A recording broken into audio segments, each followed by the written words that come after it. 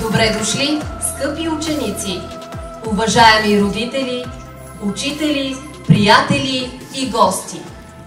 Днес присъстваме на двудневното ни тържество във връзка с Деня на отворените врати, дните на професионално образование и обучение, дните за култура, родолюбие и кариерно ориентиране. Насладете се на нашата програма със специалното участие на братята Кубрат и Тервел Пулеви,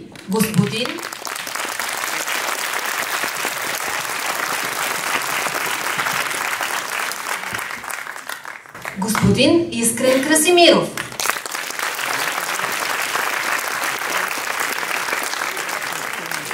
ученици и учители от професионална гимназия по механизация на селското стопанство Пейо Крачолов Яворов, град Гоце Делчев.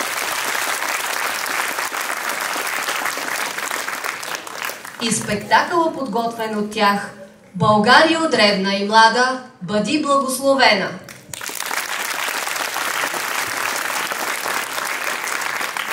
Наши специални гости на събитието са доцент доктор Боряна Иванова, ректор на Аграрен университет Пловдив.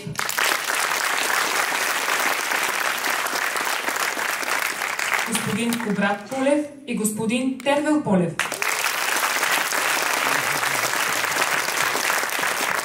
Господин Искрен Красимиров. Представители на Обществения съвет. Партньори, последователи и приятели на нашата гимназия. Благодарим ви, че сте до нас.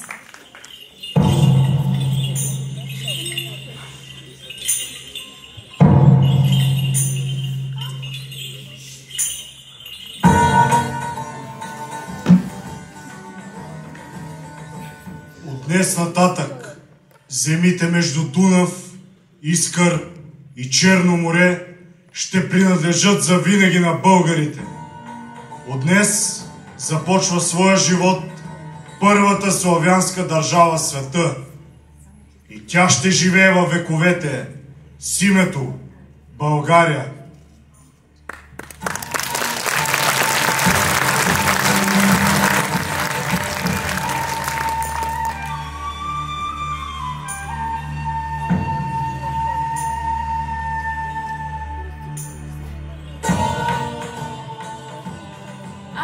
Имам много имена. Наричаха ме Ахинора и Мария Десислава, Конаболярска и Райна княгиня, Райна войвода, баба Тонка. Аз, безименната, която обичаше дякона, плака за Ботев и страда за Яворов. Аз имам много имена и само едно. Най-свидното над всички. България. Ето ме, аз съм България.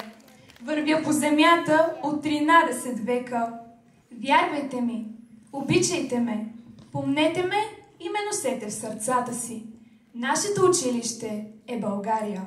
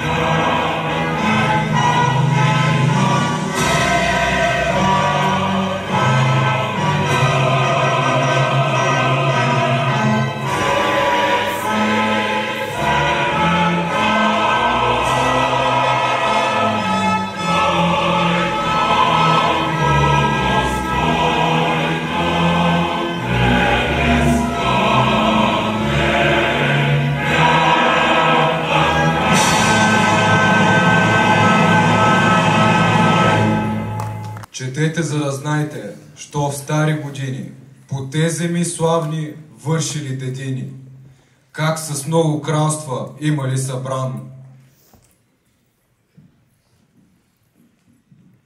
И от царе силни вземали са дан, и била велика българската държава, как свети Борис се покръстил в преслава. Как е цар Асен ту храмове градил, кой без Самуил, който си загуби душата в ада. Покори Дорацо и влезе в Елада. Четете и знайте за цар Шишман и как нашето царство сториха го план. Кой бе Иван Рилски, чието свети мощи с чудеса се славят до този ден и още? Как се Крум преславни с Никифора би?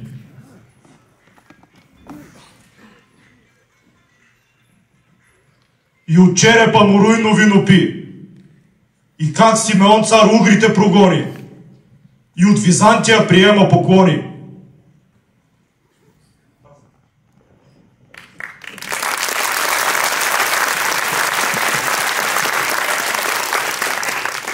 В 1396 година черна сянка пада над България. Робство. И беше време разделно. Горяха селата и градовете. Гореше цялата българска земя. И беше страшно. Изтене българска майка. Сълзите изгарят лицето й. Черна забрадка покрива косите й. А болка разкъсва сърцето й.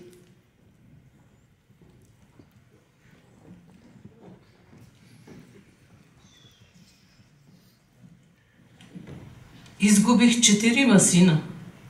2 са в гроба. 2 са положили. Но още 4 да имах. Нямаше да ме бъде жал да ги видя да носят байрак.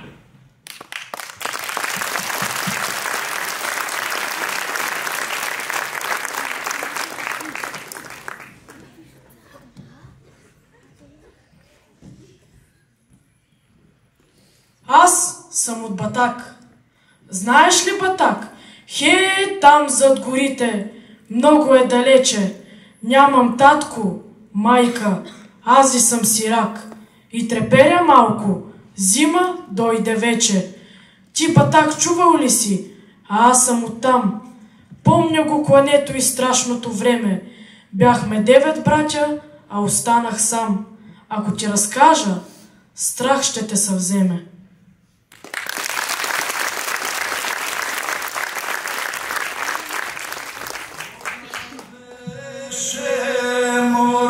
Турско робство николи ноймо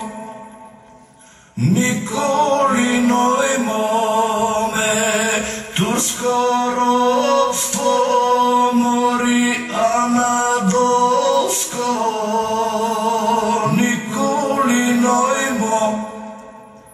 николи ноймо ме.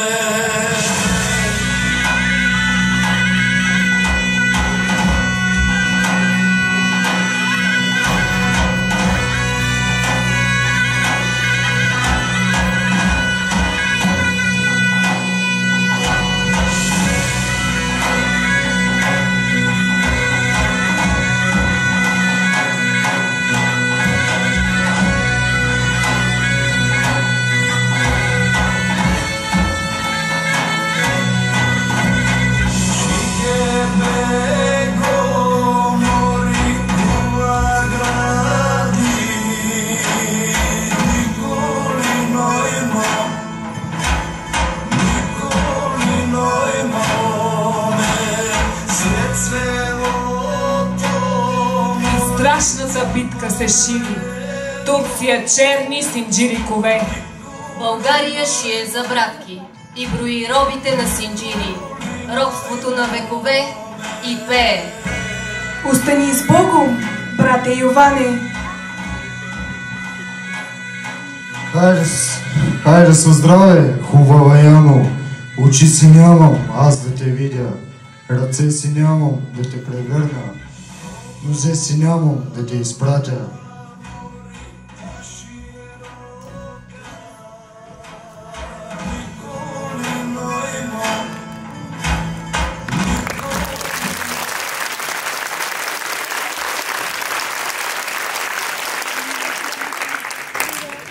Тихо е.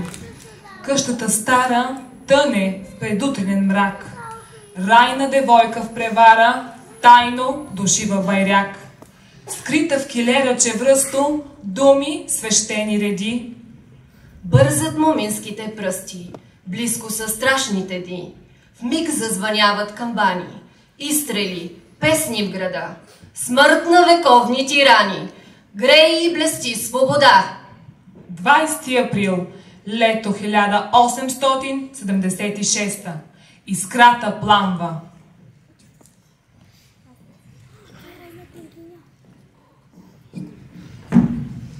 Аз съм скромна учителка. Уших знамето, защото войводата ми заповяда. Нося го, защото народа го искаше.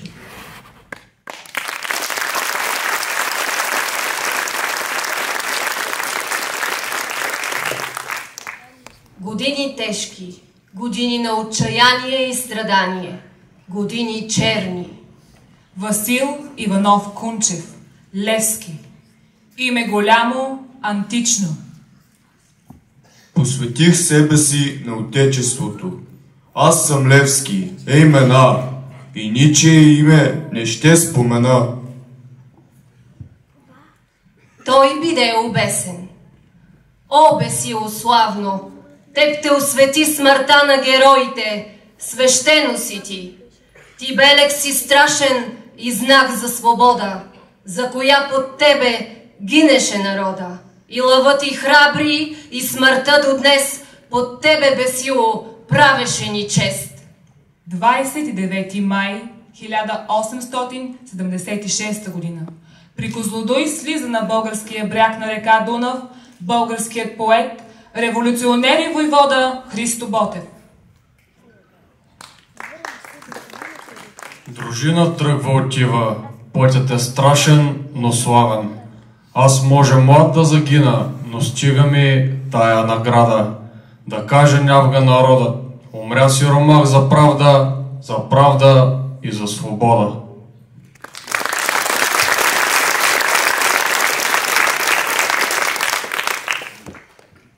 Наистина ли си на 28?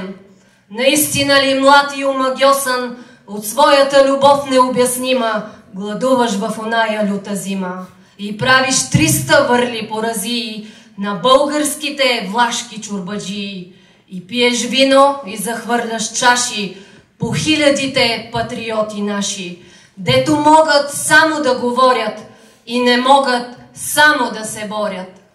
А ти си млад, на 28, но в теб въпроси страшни се кръстосват. В теб изгаря и в теб се ражда космична мъка и космична жажда и ти прогледнал чак отвъд далече, мълчиш и пишеш сам, настане вечер.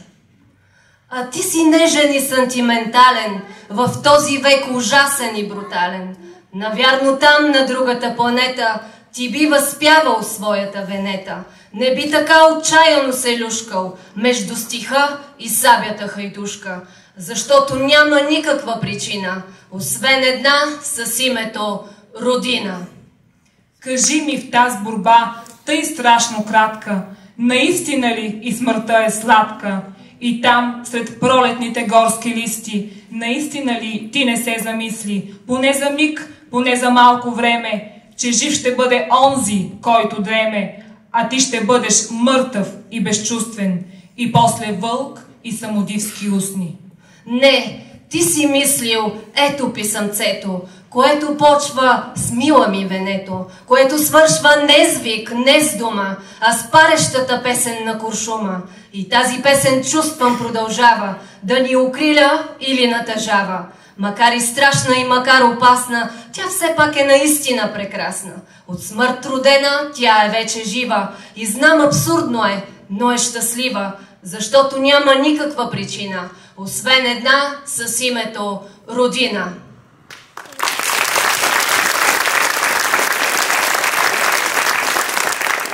Българио, за тебе те умряха. Една бе ти достойна зарад тях, и те за теб достойни, майко, бяха, и твоето име, само като мълвяха, умираха без страх. Аз съм Гоце Делчев, апостолът на Македония. Една вяра имаме, един живот живееме. България цяла да е и всеки да я знае.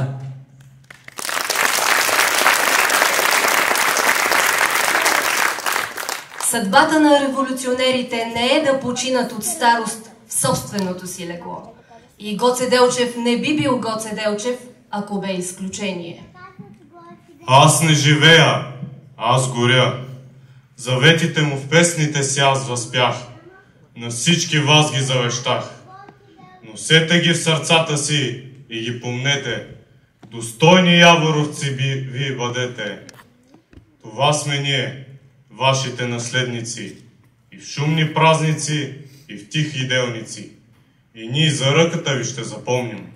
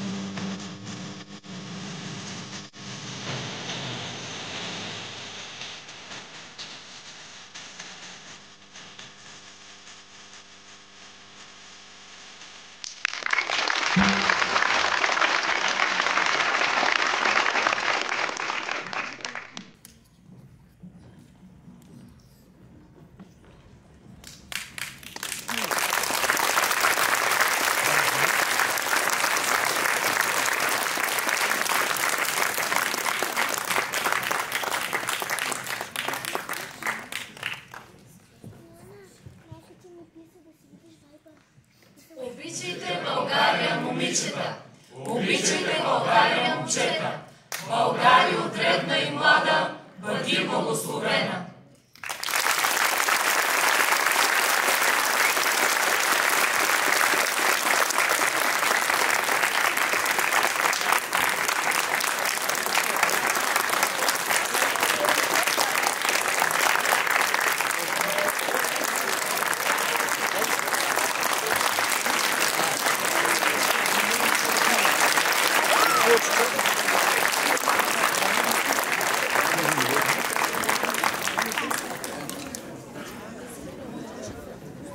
Даваме думата на господин Искрен Красимиров. Моля да заповяда на сцената.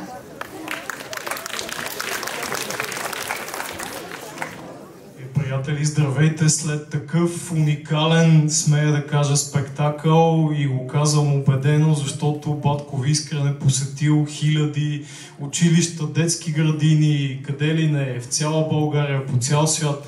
Такъв спектакъл за първ път виждам, за което поклон до земята.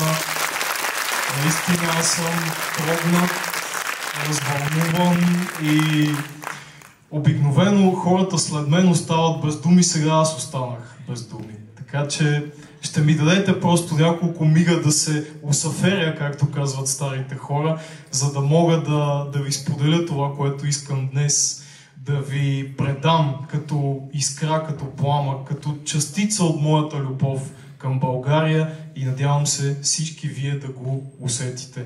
Посещавал съм вашия прекрасен град много пъти, бил съм в други училища, детски градини, но за първи път виждам нещо такова. Наистина невероятно. Аз самия настръхнах на няколко пъти по време на спектакъла. Тръпки ме победи.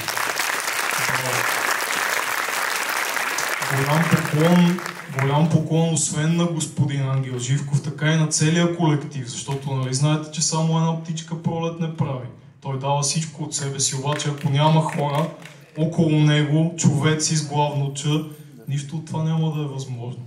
И браво на децата, всичко е за тях.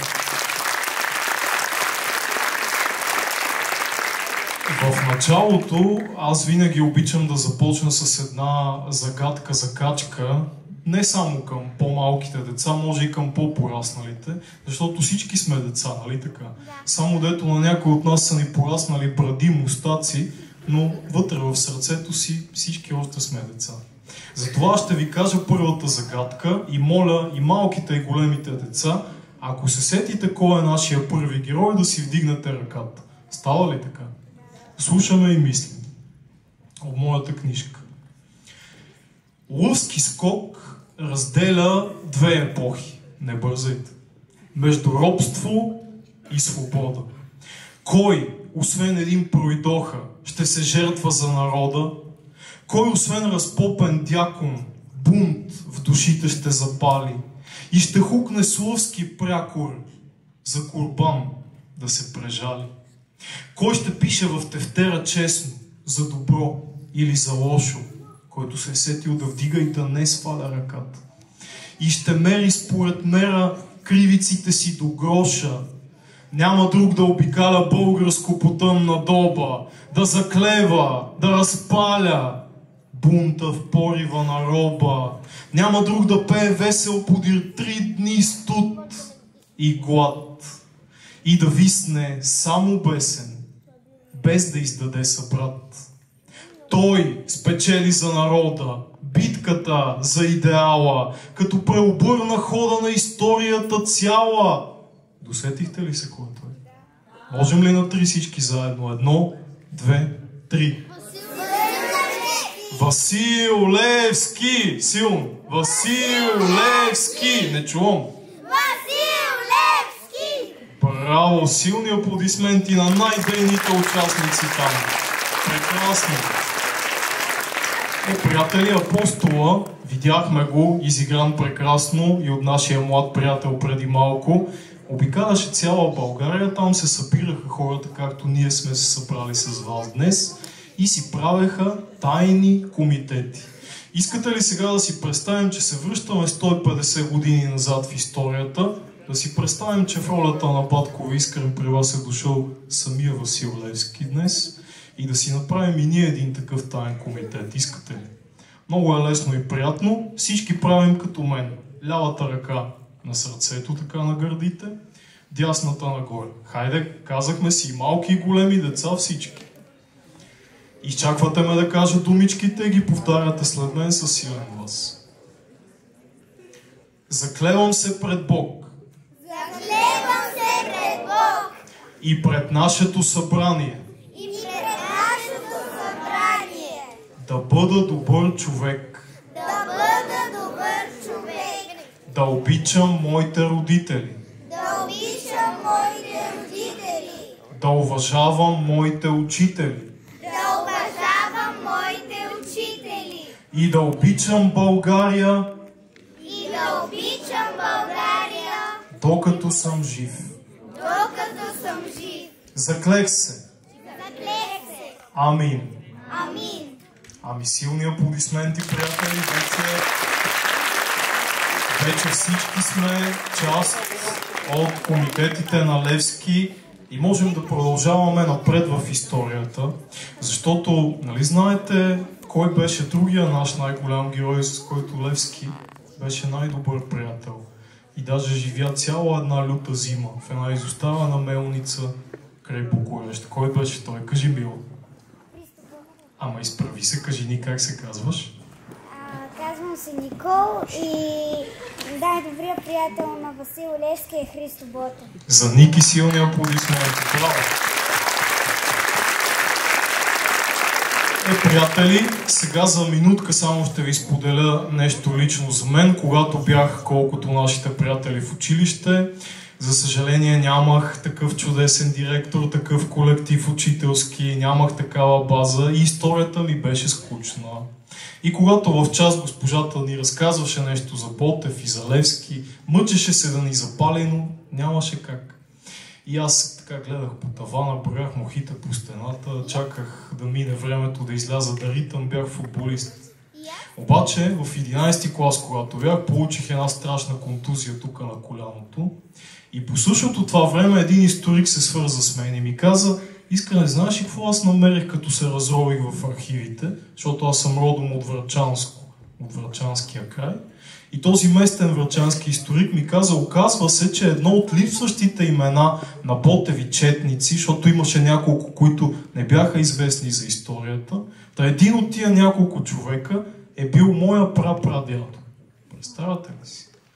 Дядото на моя дядо е бил приятел на Христо Ботев и е бил участник в Ботевата чета. И когато го научих това нещо, точно тогава бях на легло, казах ви, заради контузията и нещо в матрицата ми тук прещрак. Зарязах футбола, отказах се от него, от всички други глупости и хванах историята. Изчетох всичко за Ботев, за Левски. След това пораснах, записах кино в Нов български, където завърших магистратура, после актьорско майсторство, после режисура, след това история, няколко магистратури, докторантури, няма значение. Цял живот ученик и студент. Но най-важното е, че направих филми, свързани с героите ни. За жалост не мога да ви ги покажа днес, но когато влезете в интернет и напишете моето име, Искрен Красимиров или Незабравимата България, ще ви излязат трейлери, може да видите как аз съм видял героите. Но най-много се гордея, че всеки ден съм в българските училища, при такива слънца, като вас, в цяла България. И ви уча какво е да обичате героите, какво е да давате всичко от себе си за тях. Както Левски някога, ние понеже да дойдем, господин Живков ни показа част от вашето филмово творчество, за което ви поздравявам. Разкошно беше и видях, че и вие така влизате често в ролите. Левски го видях на едно магаре там, на една каруца. Кой играеше Левски? Я да си призная веднага във филма. Срамува се сега. Добре, после в частен разговор може да ми сподели. Но някога лесно ли им е било? Сега ние поне имаме коли, автомобили, рейсове, влакове. А тогава Левски как пеша, на кон, на магаре, нали? Лесно ли му е било? Зиме, лето. А лесно ли им е било, приятели, на Христо Ботев и на неговите четници? Както разбрахте, само на 28 години. Аз сега съм на 33, а Ботев е бил само на 28, когато загива. Значи с 5 години по-млад от мен. Съвсем млад мъж. А вече е имал любовта на живота си, неговата мила Венета. Нали знаете, дето и пишеше писмото там?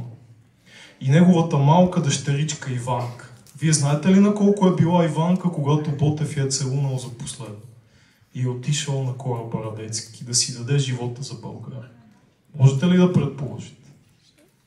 На колко е била Иванка? Кой ще се опита? На 2-3 надолу? Да, на 40 дена. Представете ли си какво е току-що да ти се е родило бебенце и ти да си го оставиш на произвола на съдбата, да отидеш да загинеш за България? Невероятно. И винаги се разплаквам. Но то не е срамно, нали? И мъжете също почват. Имате ли чувства, показвайте си ги. Особено когато са свързани с героите из България. И затова, приятели, аз съм си избрал моя емблема да бъде именно Христо Ботев. Вие може да си изберете Яворов, може да си изберете Гоце Делчев, може да си изберете Левски, момичетата могат да си изберат Райна Княгиня, нали така? Важното е всеки от вас да открие своя герой в сърцето. Всеки да се идентифицира с някой герой. Но от нашите, не от онези измислените Спайдърмени, Супермени, Екшънмени, тях ги оставете. Тях има кой да си ги почита. Дайте да си видим нашите герои. Те са фантастични. И най-вече, най-голямото нещо, което те са направили е, че си жертваха живота за България. И аз съм горд, че един от 200-те Ботеви четници беше и моя праотец, който загива в битка за свободата. Но както е казал и Ботев, приятели, то с който падне, виждате ли тук на моето шалче го пише, то с който падне, бой за свобода, той не умира. Нали така? Затова Ботев не умря. Нищо, че го застрелях. Затова Левски не умря. Нищо, че го обесиха. Нали се сещате? Защото заживяха завинаги къде? В нашите сърца. И завинаги ще живеят там. Искате ли сега, ако гвардейците не са много уморени от стоенето на слънце, да направим една сцена извън сценария? Владко Искрен, понеже е и режисьор, и актьор, и така обича да импровизира. Уморени ли сте много? Имате ли сили малко? Хайде бързо при мен на сцената. Всички гвардейци. И да ги аплодираме силно. И ще ви кажа и защо ги повиквам на сцената. За да пресъздадем заедно, може би, най-грандиозния момент в цялото априлско въстание, за мен най-силния момент, описан от самия капитан на кораба Радецки Дагоберт Енглендер, а именно слизането на Ботев и четата от парахода и целувката на родната земя. Ще ни простите за някои неточности, ако имаме в сценария и в актьорската игра, но все пак за пръв път се виждаме с моята чета. Не, че тогава е било много по-различно и тогава не са имали месеци за подготовка. Дето се казва, на кораба са се запознали повечето юнаци. Ето ги. Знаете ли на колко е бил най-младият четник? Можете ли да предположите? На колко години?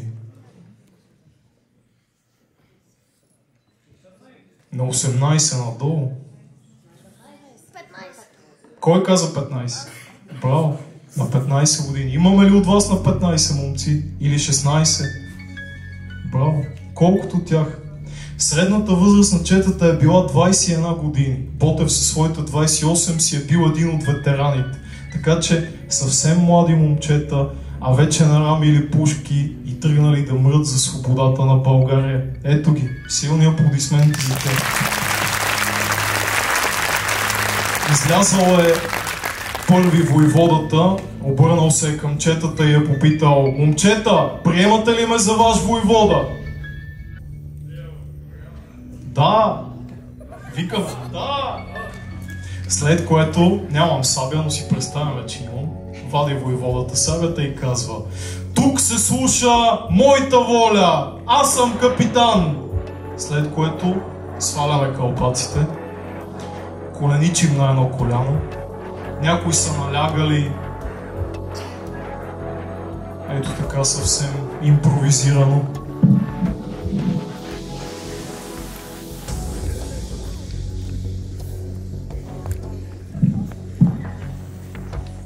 Може да е малко смешно, но някога не им е било никак смешно, искам да ви кажа. Напротив, това е сакрално нещо.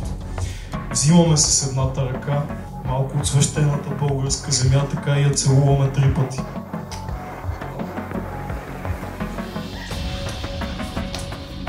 Пускаме пак да падне, изправяме се, слагаме кълпаците.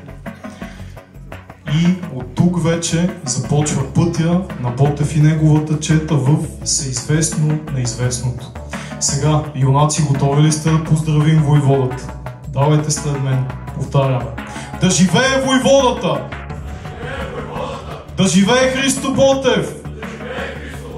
Да живее свободата! Да живее България! Ура! Силни аплодисменти.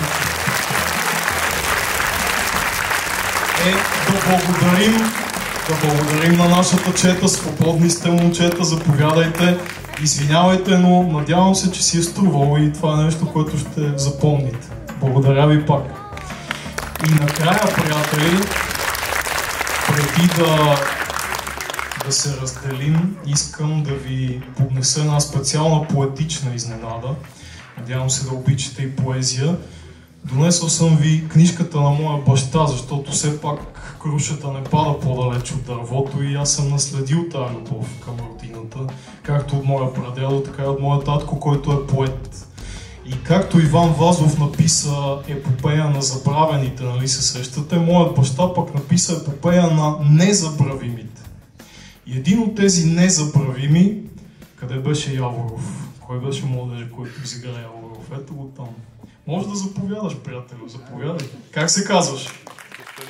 За Коцето силни аплодисменти. Защото последният ми поздрав към вас е посветен именно на нашия патрон, приятел, герой, Пейо Яворов.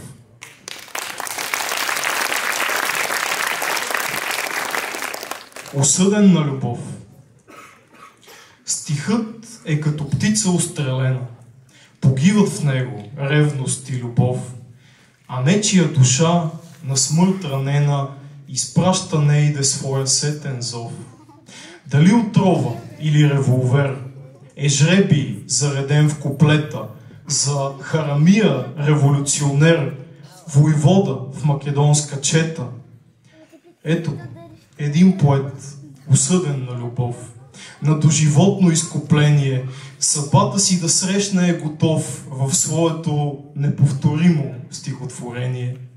Ако сърцето му въстава в гърдите мъжки за борба, за братята си той да се сражава в бой срещу робската съдба.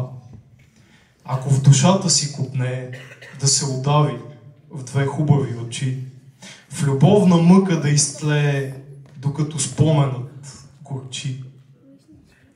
Две хубави очи изгряват, а в тях душата на дете. В поезията ни не устаряват и никога не ще угаснат те.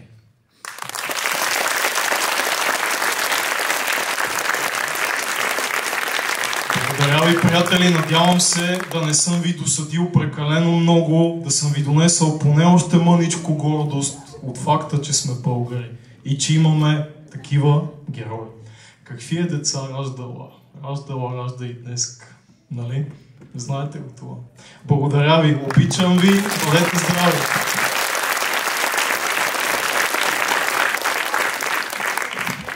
Даваме думата на господин Тервел Полев, български боксер, многократен европейски и бронзов медалист и шампион на България. Здравейте от мен. Първо бих искал да благодаря за това, че съм гост, за това, че съм поканен на господин Живков на вашето училище, защото, както днеска научих, то е едно уникално училище, без да преувеличаваме, без изобщо да се използва суперлативи. Едно водещо училище за България.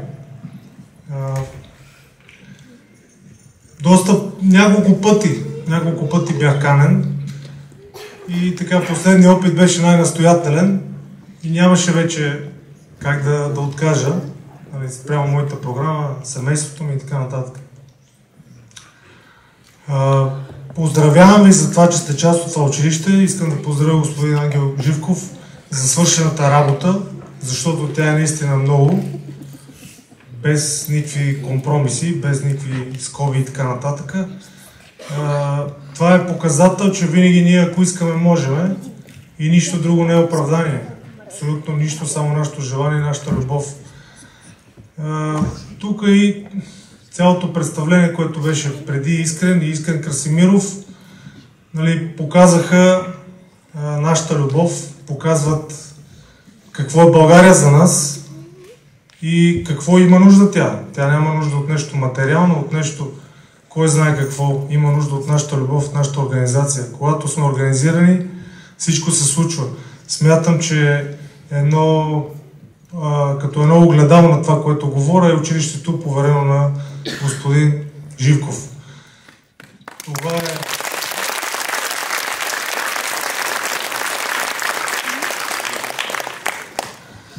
Това исках да кажа за представлението, което аз изгледах и вие заедно. Защото обикновено, както Искрен, така и аз много често ме канат в училище, аз много често приемам. Стига да имам възможност, най-голямо желание с удоволствие. Не само учениците и учителите и въобще ръководството да ме видят, да се срещнем.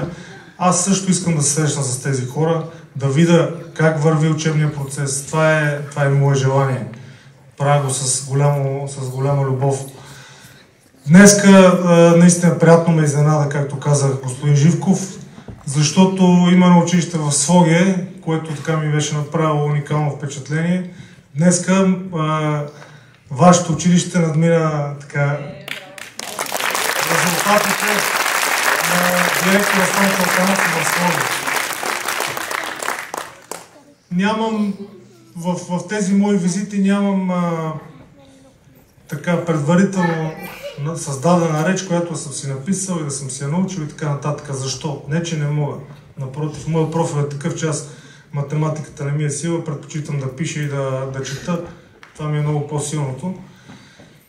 Защото обикновено говоря от сърце това, което виждам, това, което чувствам и не мога да седна да наизуста една реч, защото днес аз срещам вас.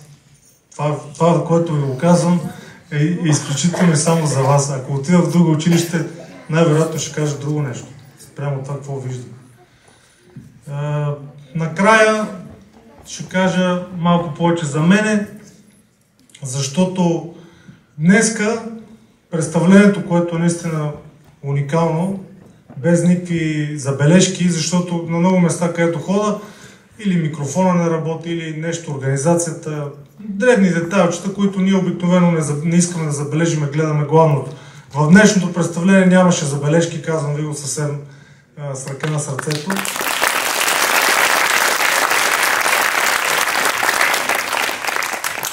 За което благодаря много. Това е като един така доста добре платен концерт. Ако трябва да се го платиме, нали, всичко да е перфектно, да е идеално, артистите да са професионалисти. Искам да кажа също, както казах за мене, че моята любов към България, към историята, моето увличане към историята е породено от моето семейство, от моя баща, който ни отгледа в един апартамент в град София, едно жилище, което е от земята до тавана в книги. Така беше. 10 000 тома побрани в едно жилище по-малко от 100 квадрата. С разговори, с примери, като видиш един човек, който, когато да се прибереш къщи, той стои и чете книга. Кое е за тебе примера, кое е за тебе пътеводната светлина, когато България се намира в трудна ситуация, когато всички хора, включително нашето семейство, е било не много цветущо положение. Така че на мене не ми е било трудно да последвам този път и да го повярвам, да го видя, да слушам думите на баща ми като чиста монета, нали, независимо, че той е мой родител. Ако да речем примера не е много добър, детето самото казва: баща ми е пияница, аз нали, не мога това да ми е модел на поведение. То си го казва и си го знае. В случая моите родители не бяха такива, бяха отговорни хора, за което съм благословен. Видял съм добри примери. Затова днешното представление, както го описахме до сега, има за цел да пробуди хората, да даде любов, който не е повярвал да го усети. За мене, аз това съм го усетил благодаря на моето семейство. Едно нещо, семейството, което всъщност е градивната единица на един народ. Без семейства няма как да има държава. И ние всичките произлизаме от семейства. Някъде не се получава достатъчно добре като възпитание, като култура, като насока, някъде се получава по-добре. Но идва следващия момент. Идва училището, тази институция. Ако сме пропуснали нещо, ако някой родител не се е справил добре, идва на помощ учителя и всички, които са в училището. Ако съответното училище има адекватно отношение към развитието и към образователния процес. Да не гледаме материална база и така нататък. Всеки един аспект от това.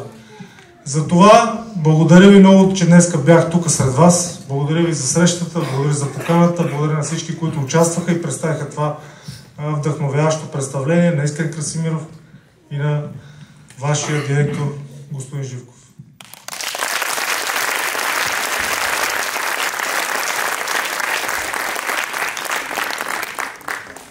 Даваме думата на доцент доктор Боряна Иванова, ректор на Аграрен университет Пловдив.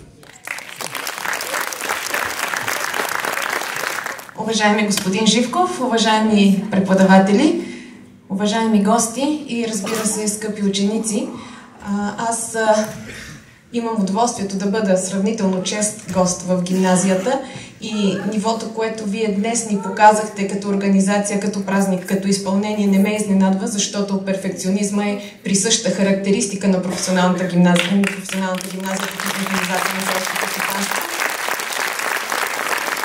за което огромен принос има както директора, така също неговия екип, но разбира се и всеки един от учениците на тази гимназия. Като представител на академичната общност, която е в вашата професионална сфера, в сферата на селското стопанство, аз мога с убеденост да заявя, че професионалната гимназия по механизация на селското стопанство в град Гоце Делчев е, бих казала смело, най-доброто училище сред професионалните гимназии в нашия сектор. Аз съм била в почти всички гимназии в България, поддържам регулярно контакт с тях и знам какво твърдя. Мога да го твърдя с професионална компетентност и абсолютна убеденост. Знаете ли обаче кое е най-важното? За мен поне. Най-важното е, че вашата гимназия, вашите учители, обръщам се основно към децата, тъй като вие сте бъдещето, вие сте нашата надежда и това, което правим всички, ние го правим заради вас. Това, което е най-ценното за мен, във вашето училище вие се формирате не само като професионалисти, вие се формирате като личности, вие се формирате като българи.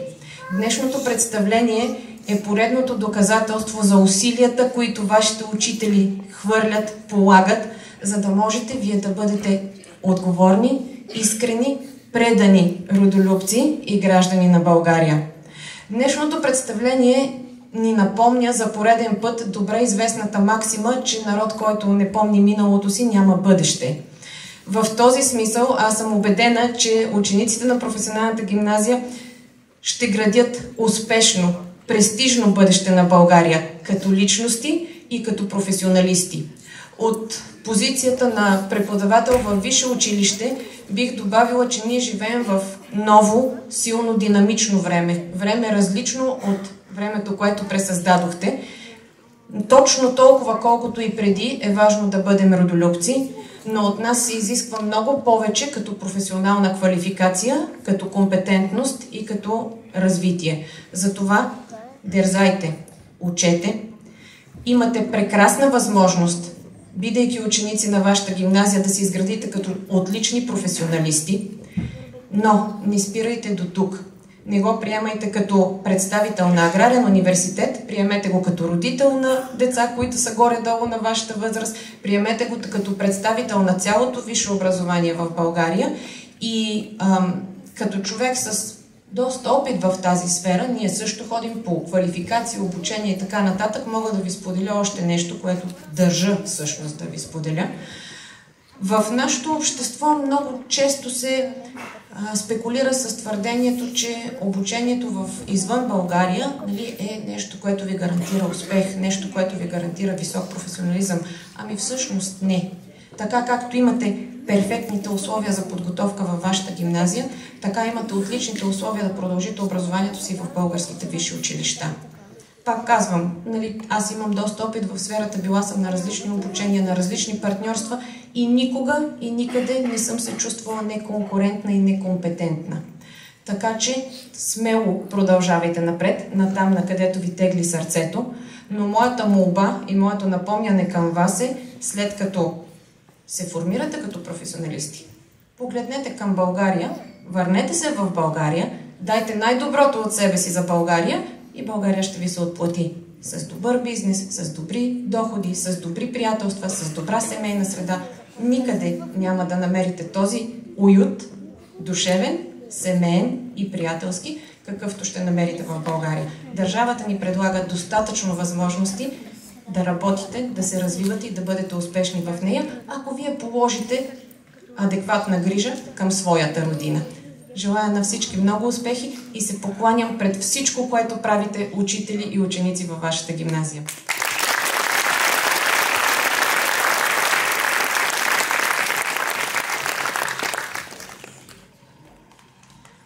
Старите българи казват, че когато душата идва на този свят, прави два избора – към земята и към родителите си.